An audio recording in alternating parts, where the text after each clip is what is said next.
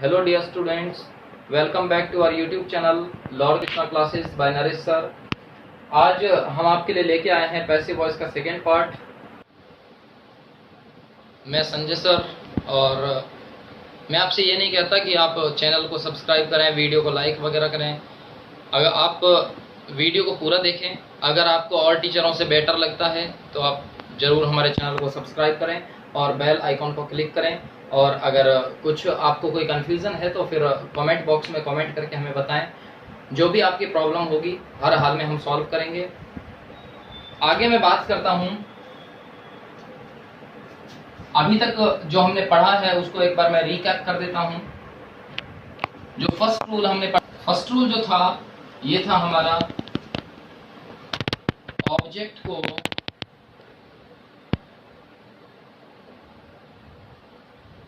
Subject के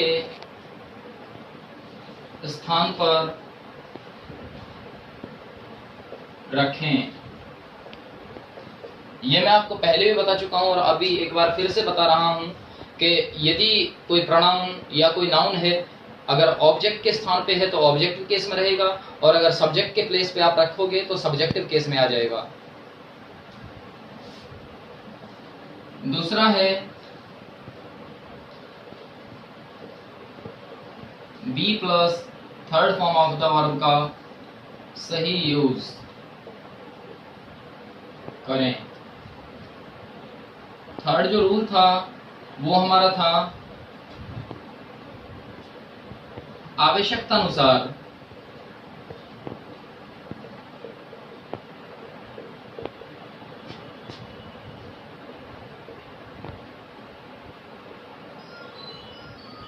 कोई preposition लगाएं।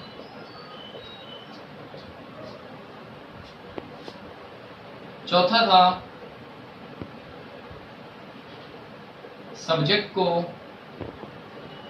ऑब्जेक्ट के स्थान पर रखें।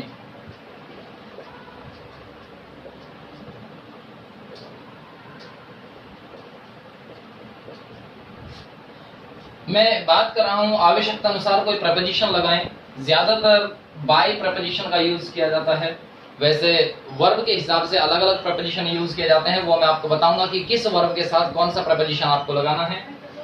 आप एक बार पहले उतार लिया हो तो ठीक है, मैं आगे चलता हूं। और जिसने नहीं उतारा है, जिसने नहीं लिखा है ये, वो इसको लिख सकते हैं, नोट कर लीजिए।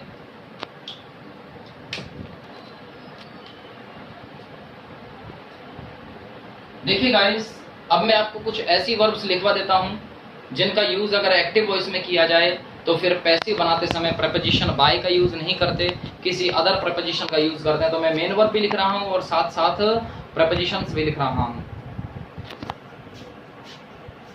तो फर्स्ट जो है प्रपोजिशन, वो हम बाय के स्थान पर किसका यूज करेंगे? एट का यूज करेंगे। बाय की जगह पे किसका यूज करेंगे? एट का। तो देखिए, एट प्रपोजिशन का यूज जितनी भी चौंकाने वाली वर्ब हैं, जिनका अर्थ होता है चौंकाना, जिनका अर्थ क्या होता है? चौंकाना, उनके साथ हमेशा कौन सा प्रपोजिशन आता है? एट आता है। जैसे surprise, amaze, shock, alarm,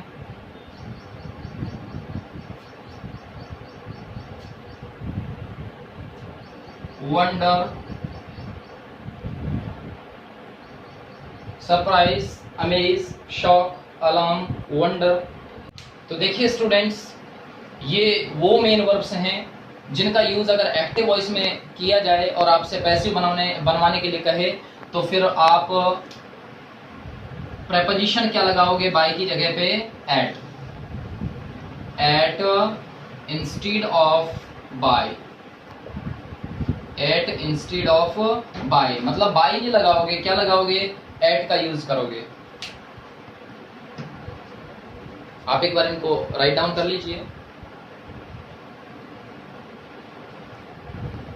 second देखिए, प्रपोजिशन टू।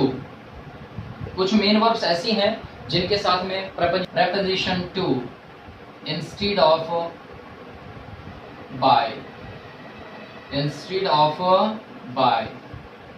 बाय के स्थान पर कौन सा प्रपोजिशन? To preposition. कौन कौन सी है वो वर्ब? तो पहली वर्ब है मैरी। मैरी का मतलब क्या होता है? शादी करना। दूसरी है नो, और तीसरी है ऑब्लाइज। आप लिख लीजिए। अगर तो देखिए, यदि एक्टिव वॉइस में आपको वर्ब मिल जाए प्लीज, डिस्गस्ट, इम्प्रेस, चार्म, अगर ये वाली वर्ब एक्टिव वॉइस में दे रखी हो तो पैसिव बनाते समय आपको प्रेपोजिशन बाय नहीं लगाना। प्रेपोजिशन क्या लगाना है इनके साथ में? विद। इनकी थर्ड फॉर्म के साथ कौन सा प्रेपोजिशन आएगा? विद। और अगर इनमें से कोई वर्ब आपको दी जाए, इंटरेस्ट, कंसिस्ट, एब्जॉर्ब और कंटेन, अगर ये वाली वर्ब आ जाए तो इनके साथ प्रेपोजिशन कौन सा आएगा? इन। ठीक है ना? कुछ प्रैक्टिस हम कर लेते हैं किस तरीके से एक्टिव से पैसिव वॉइस बनाए जाते हैं। तो देखिए, सबसे पहले हम देखेंगे अफर्मेटिव सेंटेंसेस के पैसिव वॉइस। अफर्मेटिव सेंटेंसेस के पैसिव वॉइस। अफर्मेटिव सेंटेंसेस के पैसिव वॉइस। डियर स्टूडेंट्स, आपको एक चीज याद रखनी है, जो सब्जेक्ट का फॉर्मेट होता है, जो सेंटेंस का फॉर्मेट होता है, जो स्ट्रक्चर होती है वो ये होती है, subject plus verb plus object.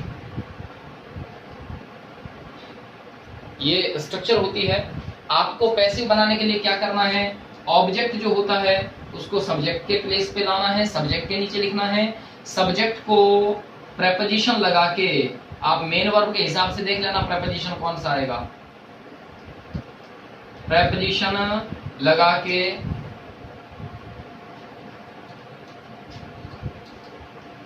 Object के नीचे लिखना है, और जो वर्ब है इसको बिल्कुल बीचों बीच में आपको लिखना है। किस फॉर्म में? बी प्लस थर्ड फॉर्म के रूप में। इस तरीके से आपको लिखना है। ठीक है ना?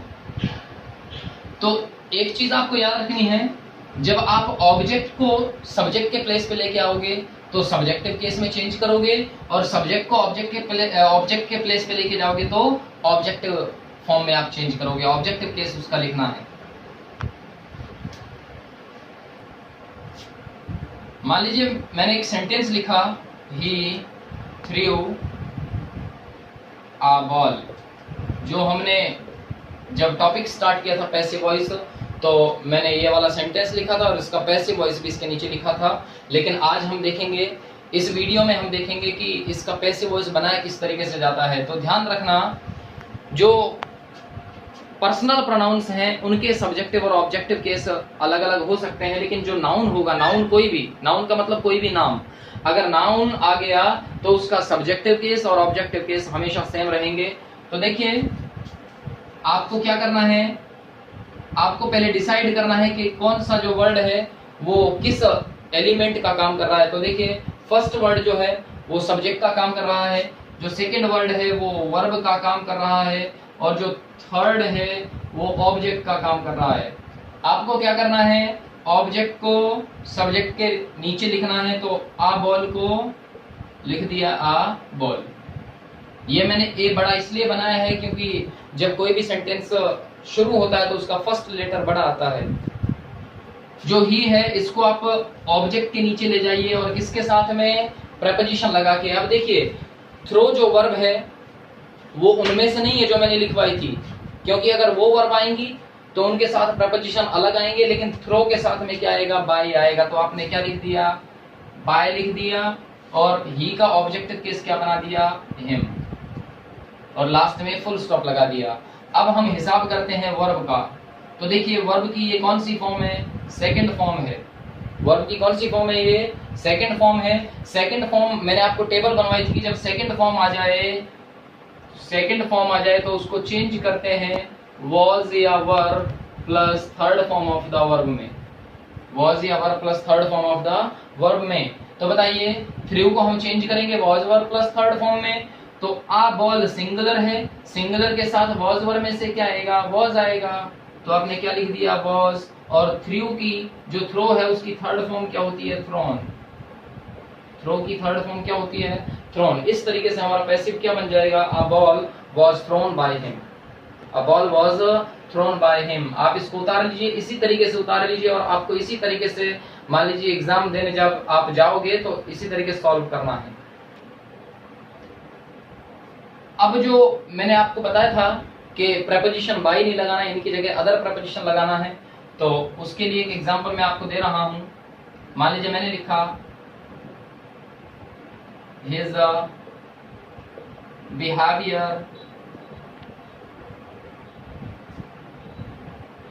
shocked me, his behavior annoyed me, मैं उसके व्यवहार से नाराज हो गया। his behavior annoyed me, मैं उसके व्यवहार से नाराज हो गया, उसके व्यवहार ने मुझे नाराज कर दिया। ध्यान दीजिए, सबसे पहले आप एलिमेंट्स पहचानिए। वर्ब से पहले सब्जेक्ट होता है, वर्ब के बाद ऑब्जेक्ट होता है। तो हमारे लिए यही बेटर होगा कि हम सेंटेंस में वर्ब देखें। वर्ब एनॉय है, ये वर्ब हो गई। वर्ब से पहले का क्या हो गया, सब्जेक्ट हो गया, और वर्ब के बाद का क्या हो गया, ऑब्जेक्ट हो गया। अब अपने को क्या करना है, उल्टा पुल्टा करना है बस। भाई मी को सब्जेक्ट के नीचे लाना है, इसको मी के नीचे ले जाना है, और वर्ब का हिसाब किताब बाद में कर देंगे। तो सबसे पहले देखिए, मी यहाँ पे ऑब्जेक्ट के स्थान पे था, इसलिए ऑब्जेक्टिव केस में था। जब सब्जेक्ट के स्थान पे आएगा तो सब्जेक्टिव केस में हो जाएगा। तो मी का सब्जेक्टिव केस क्या होता है, आई। ठीक है ना। और इसको जब पीछे ले जाएंगे हिज बिहेवियर को, तो हिज बिहेवियर एक नाउन है, पजेसिव एडजेक्टिव प्लस नाउन है। और नाउन मैंने बताया था, चाहे सब्जेक्टिव केस में हो चाहे ऑब्जेक्टिव केस में हो, हमेशा समान रहता है। तो हिज बिहेवियर को आप एज इट इज ले जाइए हिज बिहेवियर के फॉर्म में, हिज बिहेवियर।